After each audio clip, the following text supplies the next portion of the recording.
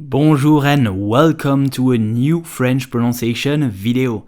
Today we will learn how to pronounce correctly the name of this very famous French ready-to-wear and leather luxury goods brand that has been owned by LVMH since 1996 and founded by Céline Vipiana.